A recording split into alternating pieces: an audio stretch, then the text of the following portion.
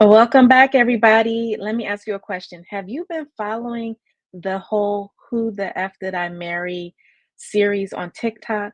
I think by now the whole world has been taken by Reesa Teesa in this whole series where she shows us the ins and outs of being tricked and manipulated by a partner who's lying to you and all of that. We're going to dig deep into it, and I have 9 key lessons that women can learn from this experience that she had.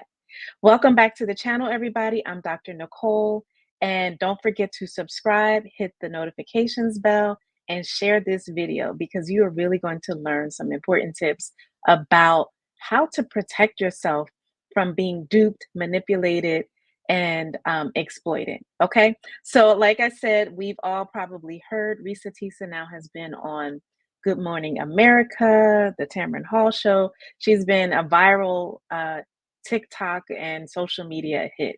There's a lot of, debate about it, and her ex-husband that she details the relationship with in her 50-part, yes, 50-part series that she did on TikTok. And I'll be the first to say I listened to the whole thing. She's a great storyteller. Her story is compelling. And here's the thing, I am sure it is so relatable to so many people.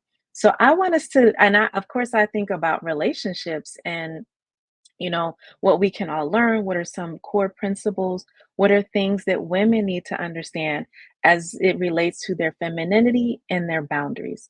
So I want us to talk about 9 lessons to learn from the whole Who the F Did I Marry from as narrated by Reesa Teesa.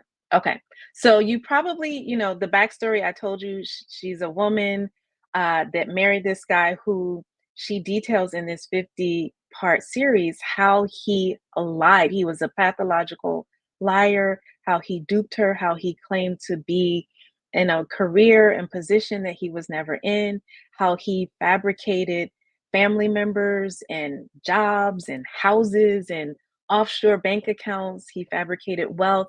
He made up all of these elaborate lies and tricked her, so to speak. But we're going to dig into that concept of, can you really be tricked, or are you cut off from listening to your inner knowing? But essentially, he tricked her with these lies, and she ended up marrying him. And eventually it all blew up and she got a divorce. So I'm happy to say she looks like she's on her own healing journey from that. And I think telling the story was part of it. Okay. So 9 lessons that we can learn from this, ladies, right? 9 lessons that Risa Tisa taught us through her storytelling. One is, most of us know when something is off, but we don't trust our gut. And trusting your gut and your intuition is a key part of your feminine energy and tapping into your femininity. So, as women, when we ignore our intuition, we end up getting into deep, deep trouble. Think of every girlfriend you've spoken to who was like, "Girl, I knew from the beginning, right? But I went ahead anyway." Very rarely is it a complete blind thing that we're following. Is usually a combination of not listening to our gut and our intuition and following a fantasy.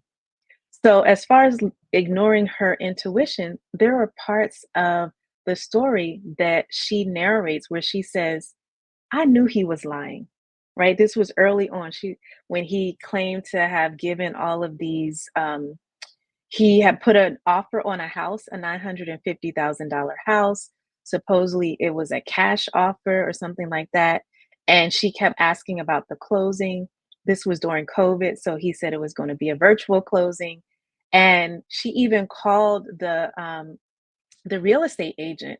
And the agent was like, no, this house like confirmed that no, this deal was never, an offer was never put in, and it's not happening.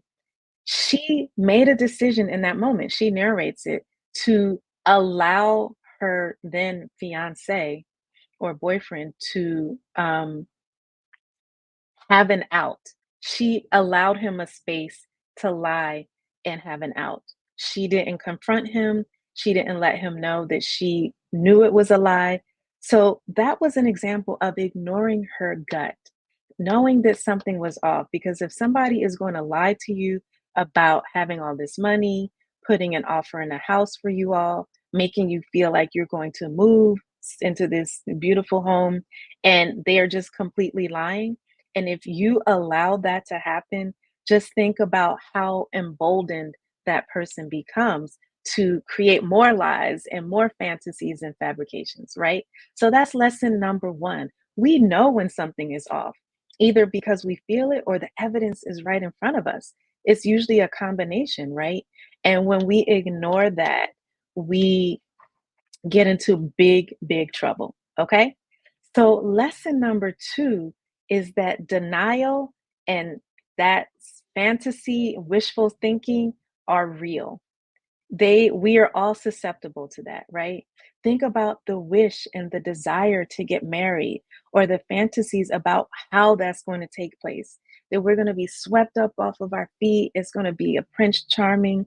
Look at all of there's so many scammers on the internet, and a lot of them scam by presenting these picture perfect images and the proposal and the millions of dollars, right? It's this fantasy of what we think is going to look like.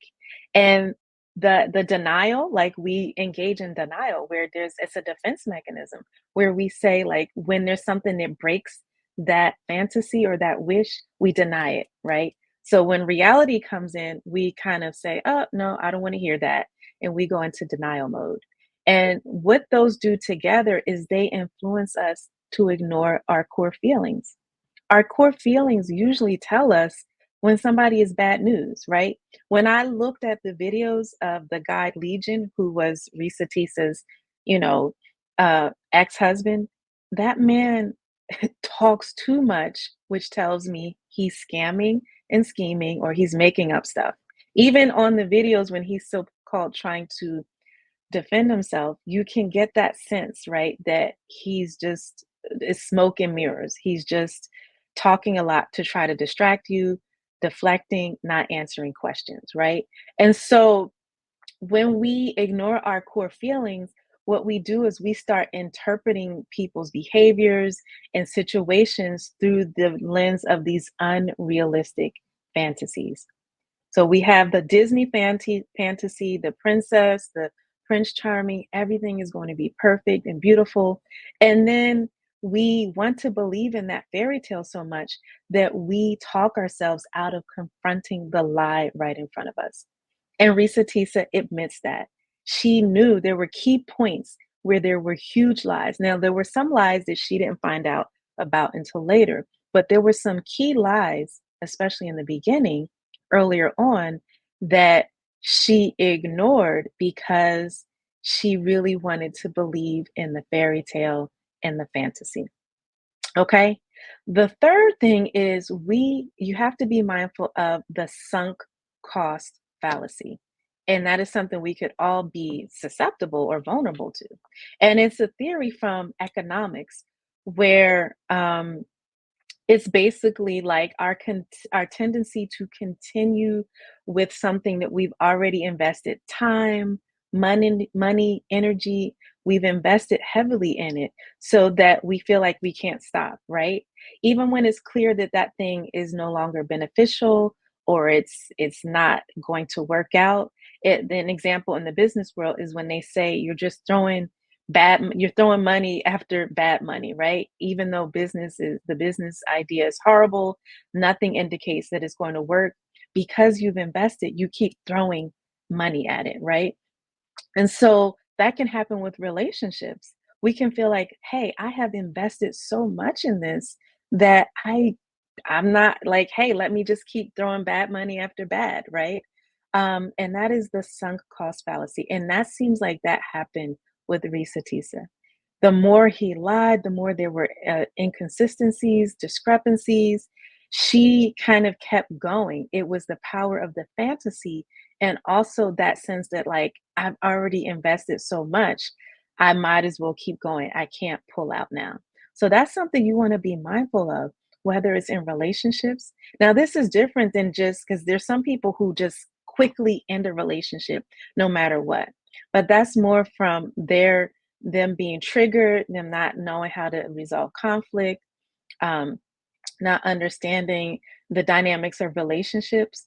But in the other case, when something is horrible, we keep going, right? We keep subjecting ourselves to it, even when we have opportunities to get out. So there were a few key opportunities with Risa Tisa. She never bought a house, so she didn't own property with this man. So breaking up would not cause like they wouldn't have to divide up property or anything. They didn't have any children together. She did get pregnant, but she suffered a miscarriage. But they didn't have any children together. Um, there were a lot of things that uh, where she didn't have to continue with this, but then she went on to marry him. And so when it all kind of, as they say, when everything hit the fan, she did have to go through a process to divorce him legally, and that took some months. Okay. The other thing is some of us, we don't want to believe that there really are bad people out there, right? There really are people that that are sick and twisted, that want to exploit and manipulate people that can put on a good face, as we say, the narcissist, the psychopath or sociopath, the manipulator, that they will deliberately go out and see who they can exploit. There are people who are sadistic like that. And one of the things that Risa Tisa said is that she felt that one of his motivations is that he would do things such as make her think that he was going to buy her a new luxury car, a BMW, Mercedes, I forgot the other one. He would take her to car dealerships weekend after weekend. And he was supposedly talking to the finance people about how his company was giving him $90,000 car allowance so he could buy this car. And he would have her test driving cars, going into the details. Oh, do you like, which model do you like? Do you like the 5X? Do you like I think there was an Audi. Did you like the Q7? Which, do you want to try this one? So he pulled her in to believing that this was going to be a real possibility. And the issue she felt is that he got pleasure out of um, arousing her excitement and her desire, knowing that he was not going to do it, right? How sick is that? Like, it's not even like you mean to you intend to buy it for the person, and then something happens and you have to let them know, I'm sorry, I can't. In this case, she felt it was a case of him wanting to deliberately get her excited, arouse her anticipation, knowing that he was not going to follow through on it, right? So that's the type of mental manipulation that you have to understand. There are people out there. You don't have to be paranoid about it, but you have to understand that that goes back to number one, leaning into your intuition, your inner knowing, so that you can detect people's inconsistencies and flaws in their character where they would do things like this. Okay. The other thing is recognizing what happens when you move too quickly. All right, please, ladies, be okay with slowing things down, right? Don't feel like you have to get into a situation because, for example, a man, his lease is running out or he's got to move out, right? Don't feel cornered into a commitment that you don't want to make. So in this case with Risa Tisa, it was during COVID, and her ex, his name was Legion. Supposedly, he had a studio apartment from one of his employers. Some story that he fabricated, and supposedly the lease was running out, and so the option was either for him to sign a new lease, but he had said he was in the process of looking to buy a new home, a new 5-bedroom home, beautiful home. So he presented this as, well, what is the point of me signing a new lease if I'm about to find a home and put an offer on it? So that kind of made her feel like, okay, well, why don't we live together? Right. And so you have to be careful of not moving too quickly or not letting outside circumstances push you into commitments that you're not ready to make. If you don't want to marry that person, don't marry them for reasons that they make it seem like it's so urgent. Or don't move in with them for reasons that's like they try to present it as it's more logical. Hey, why should I get a lease if I'm going to buy this home anyway? And I want you to move into this home with me. So why don't I move into your home, right? Into your apartment in the meantime. Be okay with slowing things down and don't let these outside circumstances pressure you into commitments you're not ready to make. Okay. Number six is, and this is real simple, infatuation and sex can cloud your judgment, quite frankly, right? That's why you have to be very careful with how close you get to people, being intentional about connecting and even calling somebody, this is my boyfriend, my girlfriend, my fiance, because I know that word is thrown around a lot. But just know that infatuation and sex can cloud your judgment. Yeah, there's all kinds of hormones, that oxytocin, that dopamine, even over time, that serotonin, like you feel like this relationship is good. You get the excitement from the dopamine. When you make love to someone, you excrete oxytocin, you feel close to them, and all of those hormones can make you see things in a way that maybe clouds the reality of what they are. Okay. Let me tell you something, ladies. Number seven, smooth talk and empty promises spell trouble. Like I said earlier, when I watched the video of Legion, he talks too much. That man is yipping and yapping, as I say. He is deflecting. He's A lot of times when people they have this smooth talk, they're promising they're going to get all of these big things for you, but you don't see evidence that they have those things themselves, right? You're going to buy me a BMW. Well, first, show me your BMW, right? You're supposedly going to buy this luxury home for me to move into and take me furniture shopping. I'd rather see that you have those things already because otherwise it's just empty promises. The other thing is the smooth talk. When people use too many words, they're trying to give you too many unrelated details. That's a sign that they're trying to distract you from the main thing, which is they're not telling the truth, right? So that smooth talk, those empty promises, please fall back on number one, listening to your gut, listening, asking yourself, does this really make sense? Does he really? And when people start showing you letters, Legion was showing her all kinds of letters from his employer and bank accounts and printouts of this and that.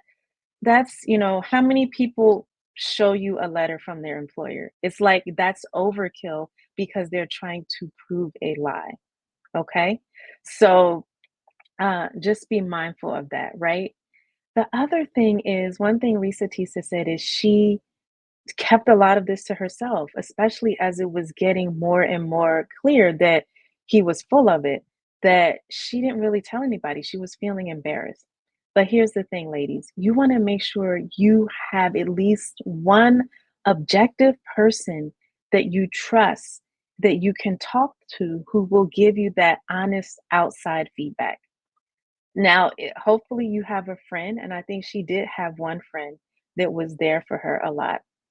But early on, when you start to question, like, you know, certain things that you're noticing with the person that you're seeing, you want to have a person that you can trust.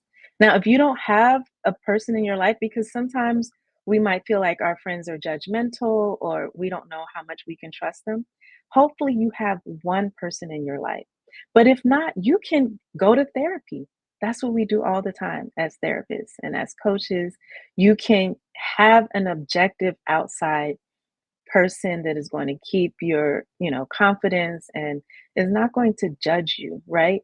But hopefully, even if it's one friend, one family member, it doesn't have to be everybody, but one person that you can say, hey, I wanted to run something by you. Like, how does this sound to you? Like, I'm really feeling this person, but there's part of me that's questioning X, Y, and Z. Okay. So you always want to do that. And then finally, the ninth tip is that if something like this happens to you, right? Get help. If you are tricked by a narcissist, a psychopath, a liar, be gentle with yourself, right? Seek therapy, seek coaching, seek support, work on your healing journey. And while you may want to review where things went wrong, please have some grace for yourself. Because what you don't want to happen is to get caught up in a cycle of regret where you get stuck there. You get stuck in the past. It's okay to review what happened, learn your lessons, and move forward and heal, not to get stuck in the past, because the goal is to find and experience real love, right? So if you have been exploited, manipulated, or tricked, you want to get help and make sure you go on your healing journey. Okay? So that, my lovelies, that is the list of 9 lessons from the whole Who the F Did I Marry by Reesa Teesa. You let me know in the comments. Have you ever experienced something like this? And how do these tips resonate with you? Can you see how important it is to keep all of these in mind so that you can protect yourself and really be open to healthy, fulfilling love, not exploitative, manipulative relationships. Okay. Thank you so much again for tuning in. Don't forget to subscribe, hit the like button, share this video, and don't forget to hit that bell so you can be notified of all the videos coming up. Take care.